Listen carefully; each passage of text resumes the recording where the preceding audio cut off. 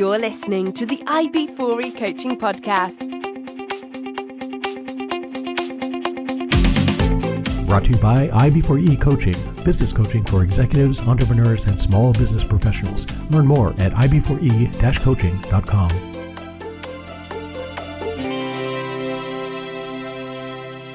Hey, Coach Harlan here. Welcome back to the podcast. Hope you guys are having an exceptional week. I'm having a great week, and I'm excited to introduce you to my guest today. Please help me welcome Toby Myles. Toby Myles is a story coach and strategic copywriter who helps her clients find the beauty in their stories and use them to build deep connections and trust in their marketing. Through her workshops, private story coaching, and signature Core Storyhub Framework, she helps entrepreneurs bring their voices to life so they can speak and sell with confidence. Toby, welcome to the program. Thanks for having me. I'm excited to chat with you today. Yeah, this is great. And copywriting and getting your voice out there is so important. So I've been looking forward to this conversation. One thing, and I've got to talk about it just because that's who I am. On your LinkedIn profile, you talk about when you're not writing, you can be found riding your motorcycle. Yes. And we talked about that earlier. Love it. Tell me how you got started in motorcycles and what do you ride? Oh, wow. Okay. So I got my start when I was in my 30s, which was quite some time ago already. One of my workout buddies had a sister who rode a motorcycle, and I remember her pulling up to the gym with a friend of hers. They came in to see him, and I was like a little kid who was standing at the foot of a coffee shop. I was just like, wow, that is so cool. I want to be her. And that really planted the seed, but it was another 10 years before I really got the courage to ride. And when I met my husband, he was already into motorcycles, had been riding since he was a kid. And that was one of the things that first drew me to him. I wasn't really looking for a love connection specifically, but I thought, well, it'd be really cool if I could ride on the back of his Harley. And so that kind of started the adventure. And ultimately, and I know we talked about this before, but ultimately it's kind of hard to really enjoy the view when you've got a big helmet in front of you. And so I said to him one day, after he bought a really nice bike for both of us, I said, I think I want to learn how to ride my own. And he supported that. He wished I had told him before he invested in the fancy bike, but that's just kind of a funny story we talk about now. But yeah, then I took lessons, bought a tiny little bike, got my start, and kind of was off. So I've owned 3 Harleys, and a few years ago around the pandemic, for a variety of reasons, my husband wasn't able to ride his own anymore. And so I decided to trade my Harley for a Can-Am Spider, which is one of those goofy looking ones with the 2 wheels in the front. And it's so much fun, and it's so comfortable. It has all the bells and whistles. So I haven't gone back to 2 wheels. Nice. Very cool. Yeah, my wife, we've got a similar story. I had a Goldwing. My wife was riding on the back, and she tapped me on the shoulder and said, "I can't see anything past your head." Like, well, I don't know what you want me to do with it. You want to ride in my lap? I don't get it. She goes, "No, I'm going to get my own bike." Mm-hmm. And there's no stopping her. I mean, we'd come out of the driveway and she'd go, phew, and I had everything I could do just to keep up with her. So yeah, that's awesome. Yeah. All right. We could go on talking about motorcycles forever. And I know we don't have a lot of time for that. I want to get into talking about copywriting, how you find the voice of your client, because I think that's fascinating. Some of the things you've got going on. But before we get into that, I have 10 questions I like to ask every one of my guests. Now, these are questions listeners know these are the questions made famous on the TV show Inside the Actor's Studio, where the host James Lipton asks these very same questions of his Hollywood guests from TV, film, and stage. And I figure if they're good enough for the Hollywood elite, they're certainly good enough for my guests. So if you're ready, I have 10 questions for you. Yeah, I'm ready. All right. Question 1, what is your favorite word? My favorite word is not really a word, or I think it's a made up word, and it's oof, OOF. I say it and I write it almost on a daily basis because to me, it's one of those, poetic. Yeah, that it sounds, it sounds the way it spells. I'm not sure. You know what I'm trying to say. Yes, I know what you're saying. That's awesome. Very good. All right. What is your least favorite word? Oh, gosh. Can't. Nice. That's a big one on the list. Absolutely. Mm-hmm. All right. What turns you on? What turns me on? I get excited about, I am very curious about other humans and what makes them tick. And I was raised in a family that was very open and non-judgmental. My parents raised us that way. I have a special needs brother, and so I'm very curious about people. And um, also being sort of an introvert, I tend to deflect and want to talk to other people and ask them questions. And so I get excited learning about like, where'd you come from? How'd you move here? How'd you get your start? How'd you end up in the job? Like all the things. Nice. Very cool. All right. What turns you off? Saying I can't. Okay. What sound or noise do you love? I love the sound of my coffee brewing in the morning. Yes, absolutely. All right. What sound or noise do you hate? Fingernails on a chalkboard or anything screeching like a fork on a plate. Yep. All right. Question 7. What is your favorite curse word? It's actually 2 words together, and I think I'm safe saying this on air. It's bite me. Yep, I use that one quite a bit. Okay. All right. Question 8. What profession other than your own would you like to attempt? Oh, wow. Um, I always thought that I would do something in athletics. I was a personal trainer for a while. Um, Thought I would be like a PE teacher in a special ed school. That was kind of what I started to go to school for. And so over the years, watching sports, I see the personal trainers on the sidelines. And so that would be, I think, my dream job, something in the NFL where I got to be the one that, would like stretch the players. I love football. And so anything in that, I would even be happy to be the water girl. Sometimes I see them, I'm like, I could totally do that. Maybe in my retirement job. There you go. Good job. All right. What profession would you not like to do? Um, that's interesting because I there was a time when I thought I would do something in the medical profession, like nursing. But I just think, I don't know, I think I get like a little too squeamish with like broken bones and things like that. So even though, on TV it looks good, I think I probably would not like that. Yeah. Yeah. I'm way too empathetic for that. Mm-hmm. Absolutely. Mm-hmm. All right. Final question. Toby, if heaven exists, what would you like to hear God say when you arrive at the pearly gates? Oh gosh, I think I would like to hear God say, there's unlimited food to eat and you're not going to gain a pound. So don't worry about it. Just enjoy. And on like a slightly more sentimental note, you did okay in life. Nice. Very nice. Good job. All right, Toby, we're going to take a quick break. When we come back, like I said, I want to talk about how you got your start in copywriting, how you find or discover or pull out your customer's voice, because I think that's important. Some of the other things you have going on, and at some point we'll transition into courage and leadership. Okay. Okay. Sounds All good. right, listeners, we're going to talk about all that and probably a lot more right after this. So stick with us.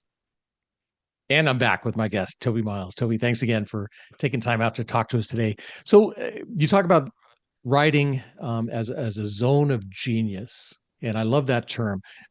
Most people, they know how to write more or less, but they don't know always what to write or what to say. How do you help them to discover their stories?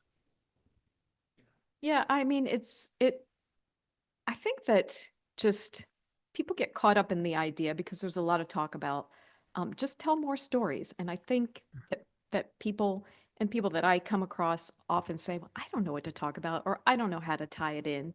And it is like working a muscle. It's like a daily practice, noticing these small moments. It doesn't have to be something big and grand. It doesn't have to be, something for Hollywood or, made for TV movie. They're noticing stories all around you and realizing like these little micro moments are also stories that other people that you're trying to speak to are experiencing as well. And so by just really just starting there, starting to speak about those things in everyday life is just going to bring you that much closer to people that you're either speaking to or writing to in emails or even, in your about page on your website.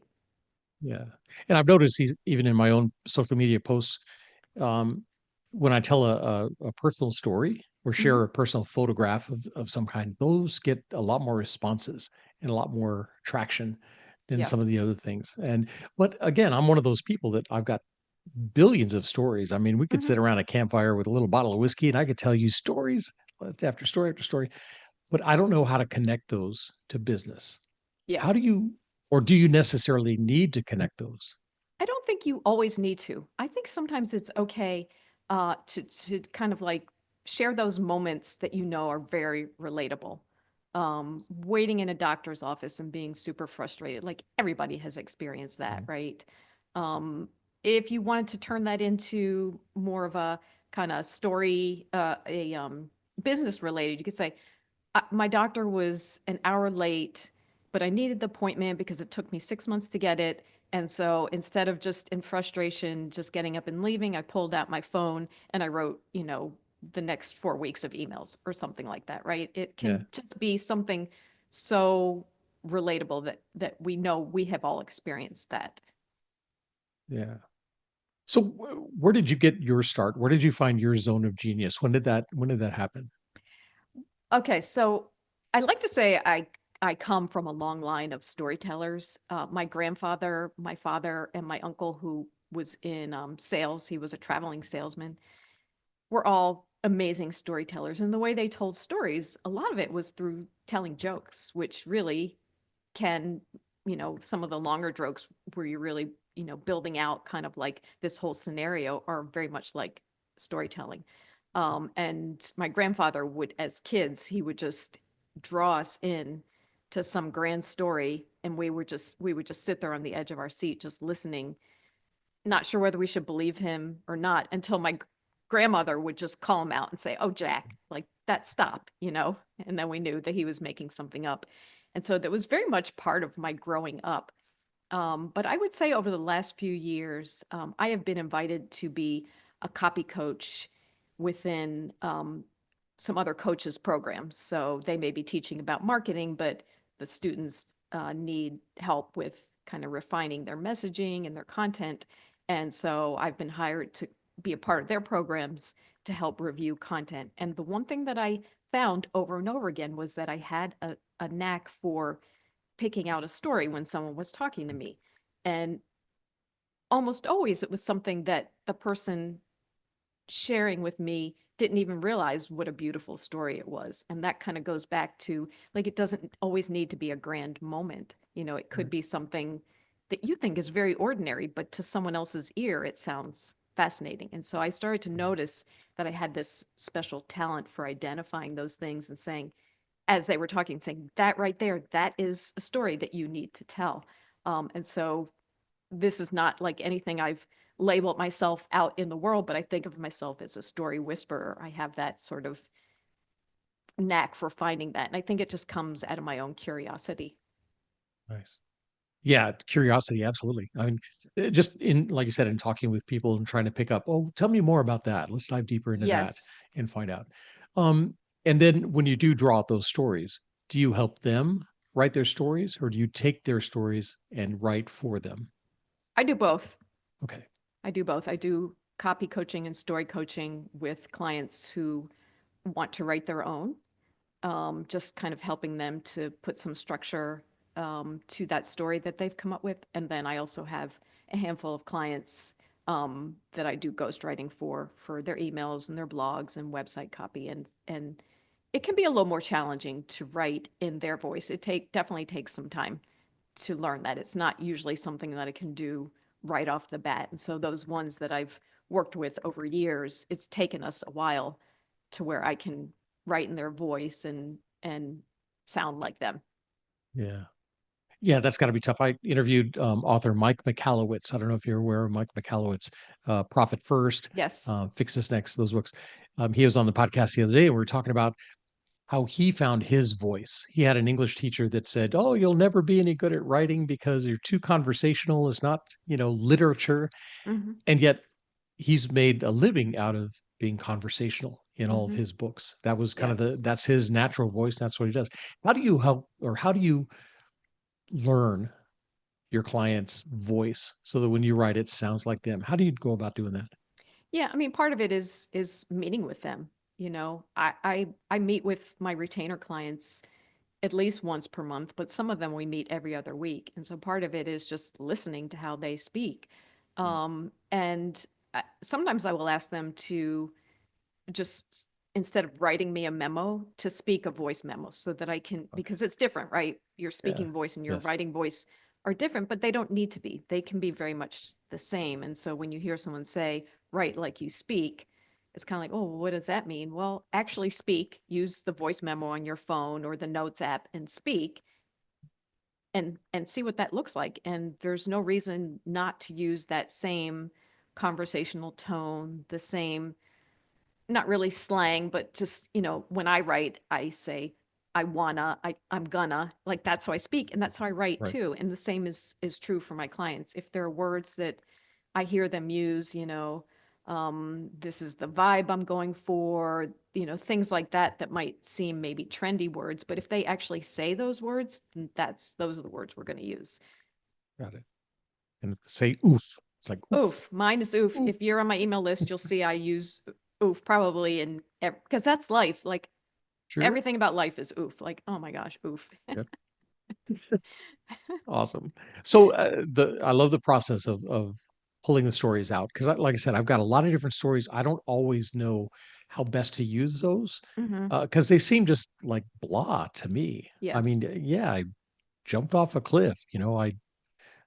I spent the night in a cave. I mean, it's Mm-hmm. just part of what I've done. It doesn't Mm-hmm. seem like anything really that important. How do you know what's worthy of the story Yeah. and putting it out there? Yeah. I think that sometimes it can just be, if you can make a clear connection without really overdoing it and without, too much reconfiguring to tell a story that maybe ties in with also a business lesson, you know. I think I shared this before, maybe with you, that I have a fascination with on trash day walking around my neighborhood Mm. and seeing other people's trash. But that very much ties in with my curiosity around people. And that's Yep. how I know that I'm doing what I'm meant to do because I'm just, somebody they're buying 18 eggs. Like who's buying 18 eggs these days, right? Most people don't even want to buy a dozen eggs, right? So Yeah. now I think I know a little bit about my neighbor there, or, who's getting what pizza. Like, I think we have a good pizza place, but my neighbor's getting pizza from somewhere else, And so, um, and so for me, those stories, that story of me walking around my neighborhood very much ties in to what I do Nice. for my business. And so I think there are some intricacies that we can find in those stories that then we can share them to kind of like reinforce a point with our audience. Like this is a lesson I learned, and this is, how I'm explaining it to you. So it's not so cut and dry, that there's a very specific formula, because sometimes it's a story just for entertainment value and there is Sure. no connection to our businesses. Yeah. Yeah, my business coach, Simon, he's great at that. He's out working in his field. He's got horses and sheep and everything, and he's walking out in the field, and the horse will do something, Hmm. and he'll just stop and pick up his phone and record a little video Yes. and tie it into business. It's like, Yes. how do you do that? Sometimes it does and sometimes it doesn't. I have definitely written, started off writing something that I think is going to be a great story, wanting to tie it back and then realizing like this is too much of a stretch. I need to Yeah. let this go, and I set it aside. But, sometimes it's something very simple. Like we recently took a trip on the auto train and slept in a sleeper car, right? And the Nice. top bunk of the sleeper car is teeny tiny, and I'm a small person, right? But I still managed to jam myself up there. And I thought about how sometimes we try to fit ourselves into a role, or we try to do something in our businesses that really is not meant for us, and we know it's not a good fit because we can feel it. And it was very much like me, up there in the top bunk, right? So it was like very simple. I had that moment of clarity, like this reminds me of something, that I speak about in my business. So I Nice. think like just with all kinds of storytelling, it takes exercising those storytelling chops to kind of get comfortable with it Sure. and knowing like what to hold on to and bring to life, and then also what to let go of. Nice. Now, do you keep ideas I like do. written down somewhere to where? Yes. Okay. Yes. Yep, I do. I have a story hub. Um, it's a little disheveled. There are stories that probably can go in different containers, but essentially it's, a broader origin story, but client transformation stories, everyday life stories. And I just park those things there and keep track of, was this something I used? Was it something that needed some refinement? Should this go to the story graveyard and never to be, dug up again? Yep. Of your client stories, is there one that really stands out for you you can share? Um, wow, let's see. Clients, stories that I've written for my That you've client. pulled from them, yeah, or written for them, something that took you by surprise or captivated you or something? Oh my gosh, now I'm like drawing a blank. I'm sure that there are.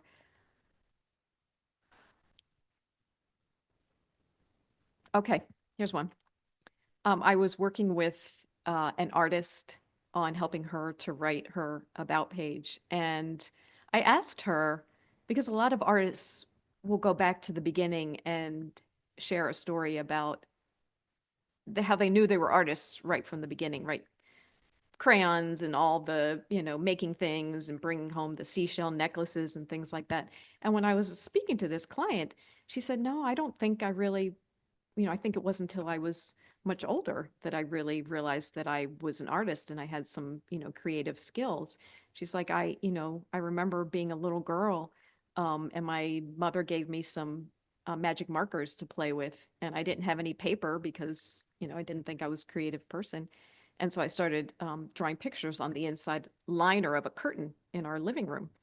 And when she told me that, I thought, that is a beautiful story.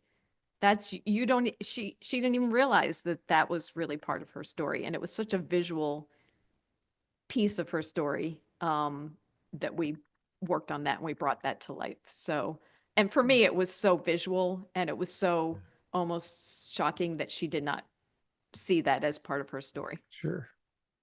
Yeah, and anybody that has kids, there are little stories like that, where Yes, they for they do sure. something and it makes total sense to them, Mm-hmm. and it's creative, so you don't want to squash it, but yeah, Yep. very cool. So I work a lot with commercial and residential contractors, right? Mm-hmm. They're plumbers, electricians, roofers, things like that. Um, is copywriting and storytelling, is that something that they need too? And how would they go about would it be any different from some of your other No, clients? no, I think that those types of clients definitely, like customer transformation stories. I think Yeah, those can be really impactful, especially when they've been able to kind of swoop in and help out in an emergency situation where emotions are really high. Um, if that were appropriate in some of those yeah. cases, where you just say, so and so was the roof blew off in a, Wizard of Oz storm and, Mm, all of their stuff was exposed and flat. You know what I mean? Like sure. slight exaggeration, but not really like crazy. You still want it to be believable. Right. I think, not to say that those are like not exciting topics. They're very important topics. Everybody needs a roof on their house. Everybody needs a structure, those things. But um, I think that those client transformation stories can work really well in that industry. Nice. So what type of programs do you have that you work with your clients? I know you talk about a VIP day experience. Yes. Tell me about some of those. Yeah. So the VIP day experience is my clients hire me for a full day to tackle either one larger project like a website refresh, or a punch list of smaller projects that maybe have been piling up on their list. Maybe they need a new about page that connects more, Mm, or maybe they need a new email sales sequence or welcome sequence. And so it could be a punch list of shorter projects. And so the way that works is that first we meet to find out, is a VIP day a good fit for the project? And if it is, I'll explain to them what that looks like. We meet in advance, to talk about it in detail, mm, so that I really get to know them. If they're not already an existing client, they fill out a fairly extensive workbook that lets me know about their business, their competitors, why they are the choice in their niche, what they love about their business. Some of the questions are just little quirky questions, so I mhm. can kind of learn about them. And then if that all is still a go, then they select a day on my calendar when they're available so that when I'm working on their copy or content, I can share progress with them, you know? So I just did a VIP day for a website and I was able to share, hey, you know, this is your homepage. Here's the Google Doc. Take a look. Let me know what you think. I'm going to keep going.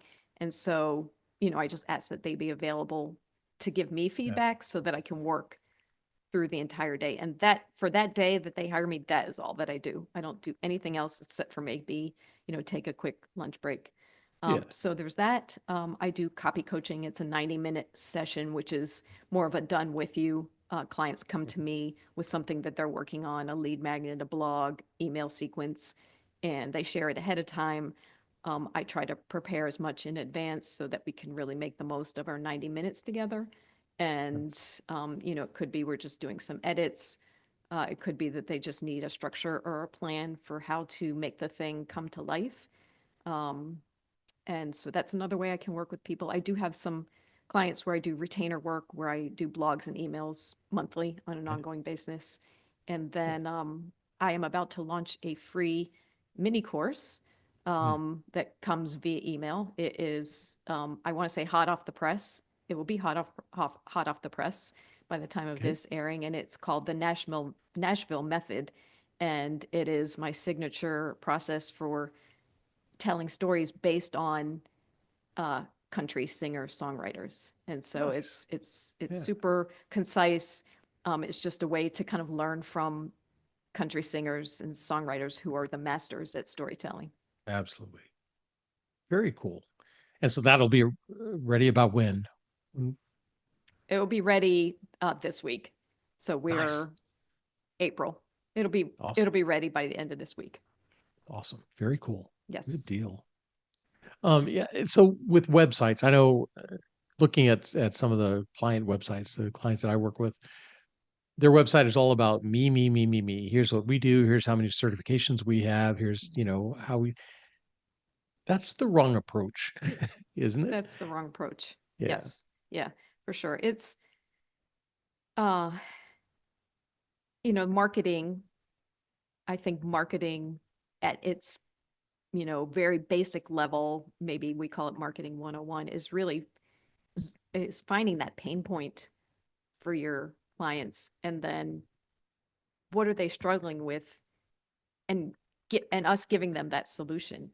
And one of the ways to do that is to really study their language. You know, voice of customer research is what we call it, which you can do by interviewing. You can do it by, you know, searching the internet, Googling, finding out like what are people struggling with, what is keeping them up at night. And I know that statement is overused, Right. but really, if we think about our own behavior, you know, what is it that we are struggling with that we need a solution for right now? And that those answers spoken from your client in their own voice, that is where we get the start for our website copy, right? Those exact things that people are saying.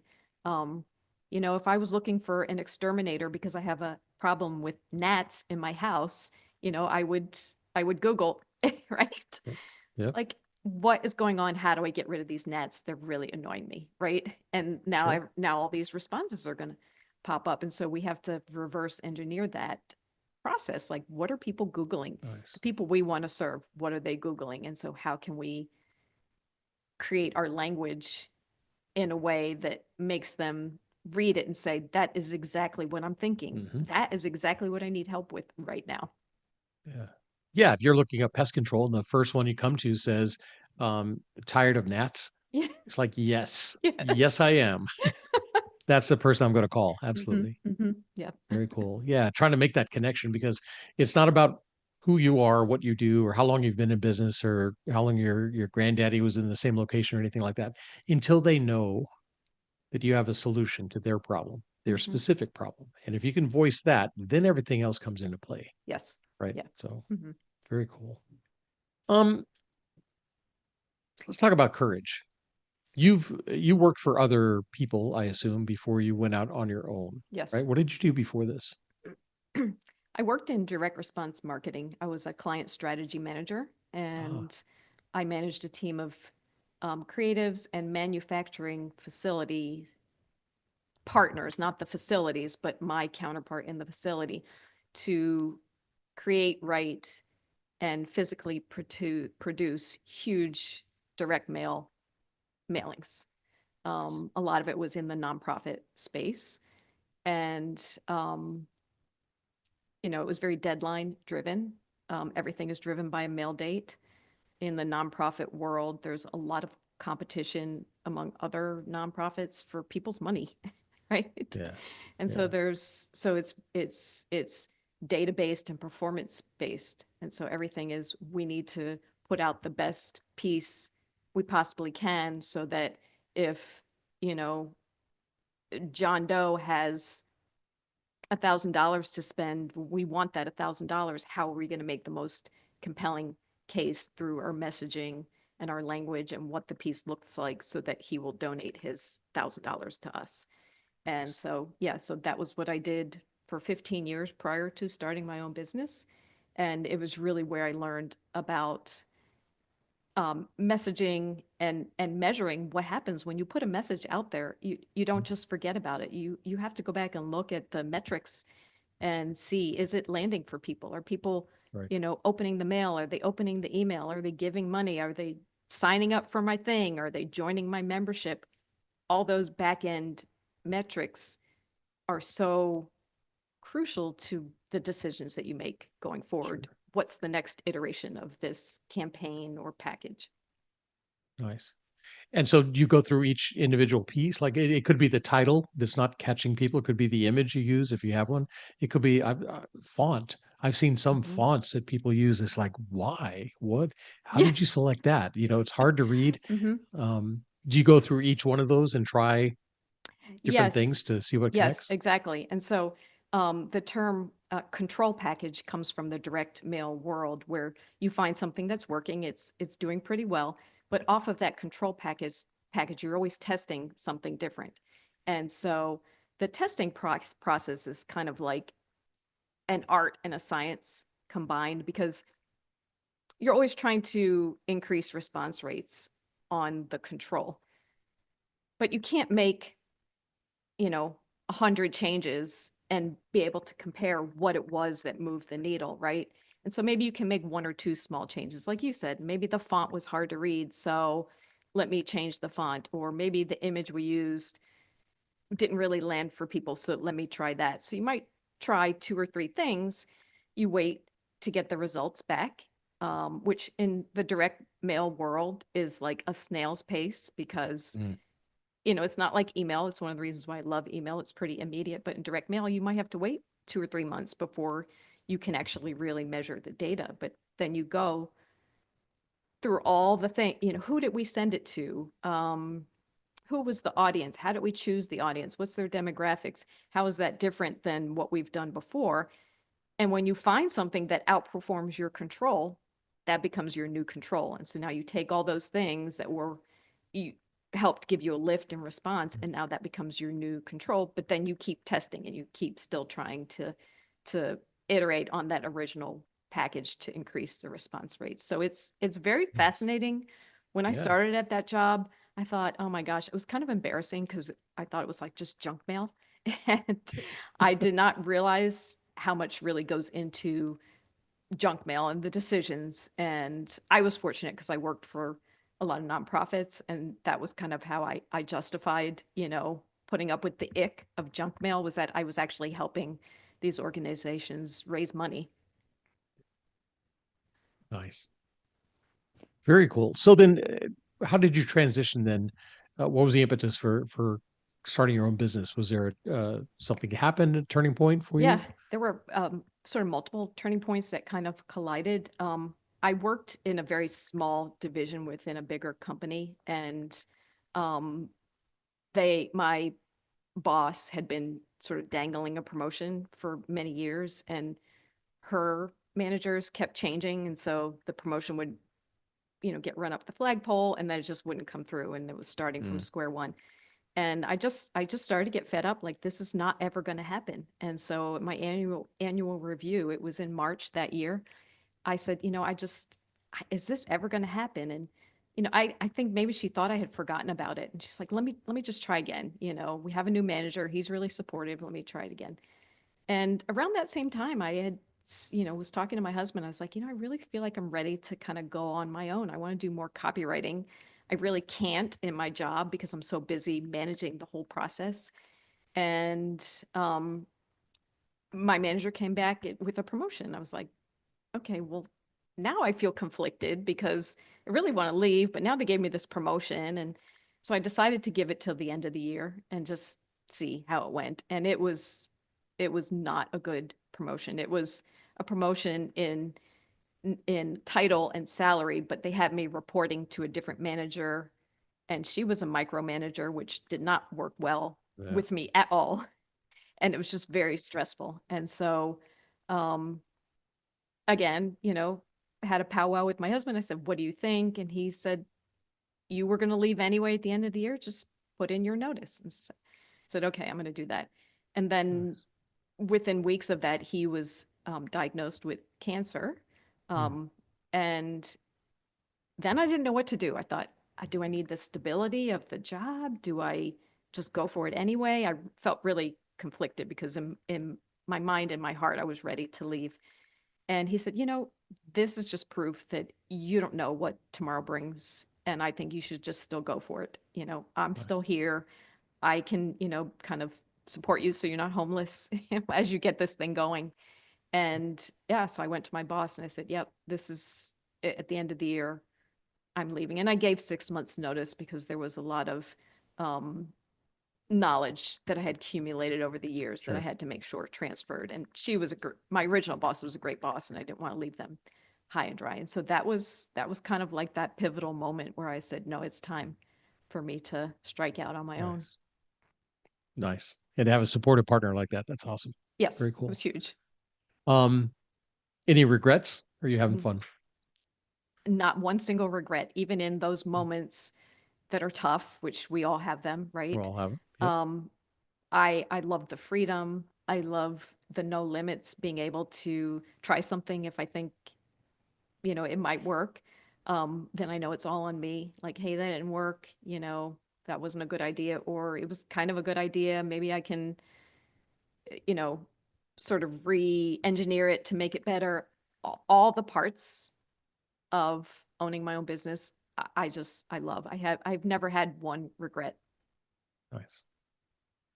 Very cool. So there are different types of courage um, that as leaders, as entrepreneurs, we need to find in ourselves, right? Courage is not the absence of fear, it's doing things in spite of the Yes. fear. Is there a certain thing that you had to get over, that you had to find your courage? And if so, what was that?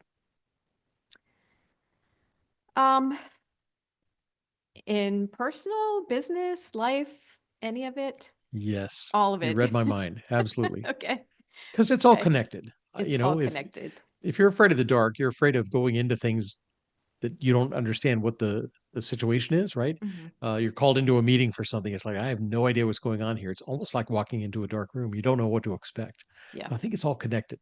it's all connected. It's all connected. And I think it's all, the more you do it, the more you have the courage to actually have the Yeah. courage to do it because you realize Yeah. things turn out okay.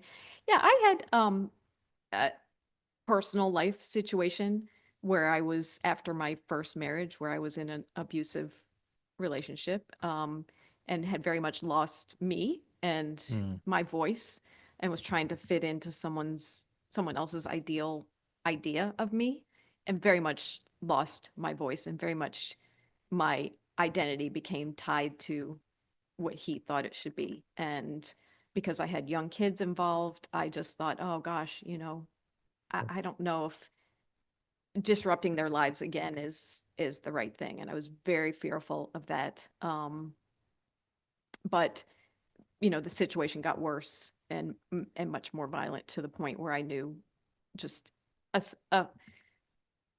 like a switch flipped when I knew, like, this needs to end today, yeah. right here and today. And so, yeah, that was entirely the unknown. I did not know what my next steps were going to be. But I knew that just that kind of survival mode kind of kicked in, and I knew that I was smart enough to figure it out. And so I was Nice. able to kind of get out of that situation and then start the recovery process of remembering who I actually was, and that my ideas and my voice and what I bring to the world actually matter. Absolutely. Very cool. Good stuff. Do you come from a family of entrepreneurs, or are you the first entrepreneur? I do, but more as second careers. My dad spent his entire career, almost his entire career, working for the Navy Department for the government. And so he had a very long and rewarding career. And he left that job to do some consulting. So he was kind of on the contractor side doing some consulting. So it was not a business. I mean, it was his own business, but in the sense that he never really had to go looking for clients. He just moved, Mhm. he just crossed over to that other side, and the people who Yeah. were his contractors now became his clients. So that was very simple for him. Nice. And then my mom, she had worked in special ed for a while, but she always loved to travel. And so she had a couple friends that owned a travel agency, and she started to work for them. She moved away from the special ed side of things and worked in a travel agency, and then eventually opened her own agency with Nice. another partner who also, she knew from the agency where she worked. And so I got to see that. And I think, for my mom's generation, that was pretty cool to see her start her own Sure. business. Yeah. Very cool. Good stuff. I'm always curious to, an entrepreneur, for them to come out of families who had worked at the same employer for 40, 50 years, to Yes. become an entrepreneur is kind of going against the grain, Yes. but you've actually saw it in action. I And I saw guess it. that gave you some encouragement. Yeah. Yeah, I saw it. It's funny because I don't know if anyone's ever asked me that, and I don't know that I have really thought about it in that way, right? Because my dad especially came from that generation where you just Mhm. work someplace until you retire. Like, people Sure. don't do that anymore, No. you No, and know? I worked at Lockheed Aircraft for years, and there were guys who were sitting at the same workbench for 38 years doing the same thing day in and day out. Yeah. And it's like, no, Yeah. no, that's not what I want. Right. I know. No. Um, Leadership. What do you look for in a leader? I look for somebody to um, set an example. Um, this is this is kind of what we expect. This is the level to which we feel that you can rise. But I also look to someone who is going to give me the tools to then kind of Mm, carve my own path. And I was very lucky in my last job, even though it didn't, last for 30 years. My manager was probably the best leader ever. She was very committed to our growth and sort of teaching us how to take ownership of our own work, so much so that she rarely had to she rarely had to tell us what to do, if ever, right? mm, And that was what she wanted for her role, right? She didn't want to be the type of person that had to be in our business doing our jobs for us. She sure. wanted to hire people where she saw the potential for people to just make their own Nice. decisions and take ownership of their work. And I remember very early on in that job, if I, had an issue with something, I would go into her office and I would say what was going on. And she'd say, well, what do you think you should do? It was always Hmm. that before she would tell me. And so Yeah. she trained me to then come to her office already knowing what I might do, right? Well, Right. this is a situation. This is what I think I should do. What do you think? And over Nice. time, I had enough confidence in my own decisions. It didn't happen overnight, but I had enough Good. confidence in my own decisions that I really even needed to go talk to her. The only time I would go talk to her is if, there was some issue had to be escalated. And so I knew, okay, I have to escalate to her, which means my counterpart in the facility is going to have to escalate to their manager, and I don't want her to be blindsided, so I'm going to give her Yeah. a little heads up. But and so so that I very much appreciated, because she really Sure. kind of groomed me to come up with, my own way of doing things, and to be able to think on my feet, think creatively about solutions. um yeah, Nice. and so those are tools that I will never forget. Nice. Yeah, I love the coaching aspect of that. Mm-hmm. Don't just give the answer. Somebody comes in and asks you a question. If you give them an answer, basically you told them you don't have to think for yourself. I'll do it Right. for you. And then Right. they continue to come back and ask a lot of times the same question over and over and over. Mm-hmm. Start with the question back. What do you think? Yep. And a lot of times the person goes, well, I don't know. Well, yeah, I get that. But if you did know, what would you do? Yes. What have you seen other people do? What makes sense? What do you think I would do if I was in your position? Any Mm-hmm. question like that gets them to start thinking. And then once you say, yes, that's exactly it, they get the confidence. And next time something comes up, hopefully they make the right decision or they come in saying, Right. here's what I think I should do. Do you agree? Mm-hmm. And yeah, Yeah, it's very empowering. definitely. Very cool. And I love that you had a specific person in mind, that Mm-hmm. this is somebody that I appreciate that did Mm-hmm. this for me and stuff. A lot of times it's easier to say I had a manager who did X than it is to say here's somebody I really admired the way that they handle things. Yes. So that's Yeah. good.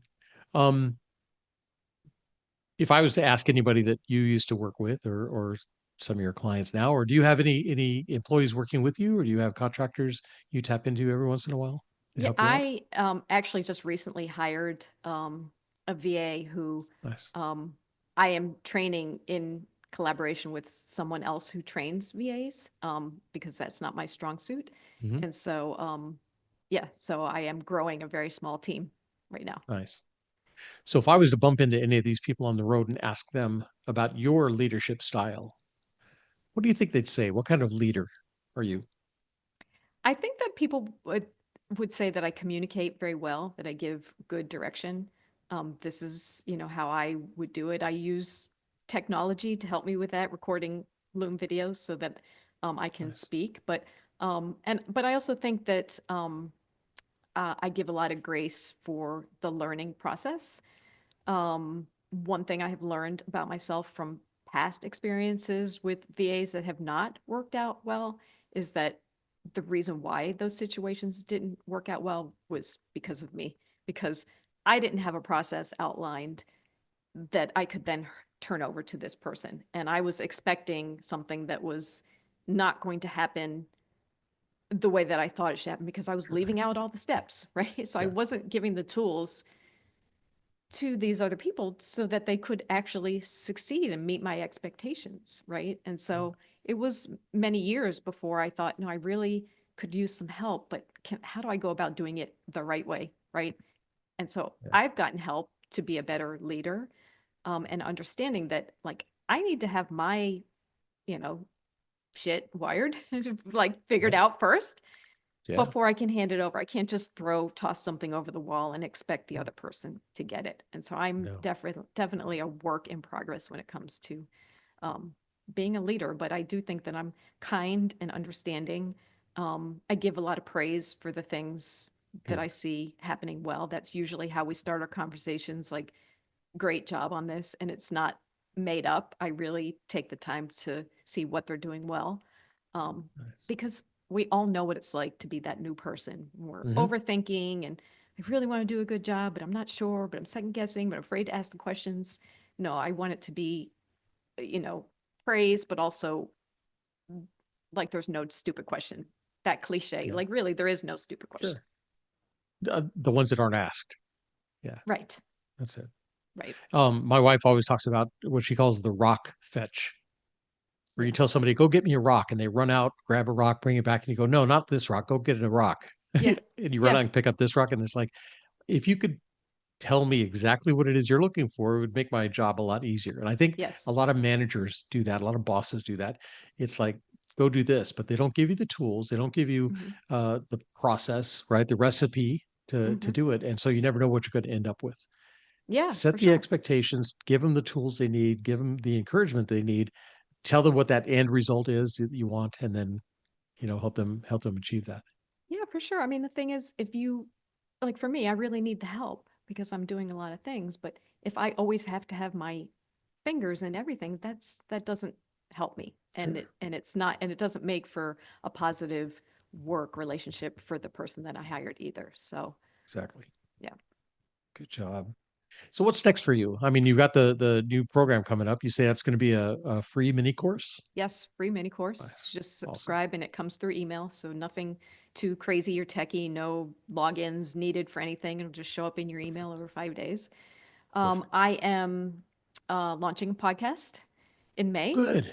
Awesome. Tell me about your podcast. Yes, my podcast is called Her Origin Story, and I will be speaking with female founders, authors, about what was the thing that sparked the idea for their big project, the thing that they're doing right now. And that really grew out of my own curiosity, like we really talked about. I'm just fascinated with how people kind of get on to the next thing, how they got to where they are now. Sure. So they're very just, casual conversations with people. And sometimes I know where it's going to go and sometimes I don't. And it's all Those good. are the best kind of conversations, though. Yes.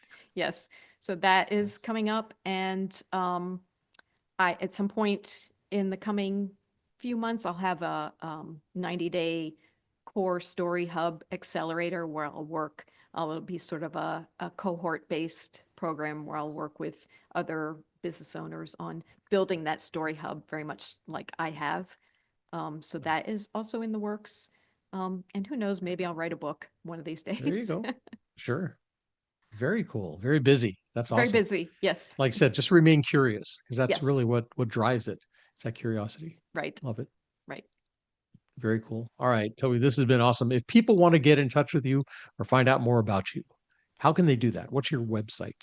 My website is www.tobymyles.com. And I am on LinkedIn. I'm not all over the place on social media, but I am pretty regularly on LinkedIn. Just my name, Toby Myles.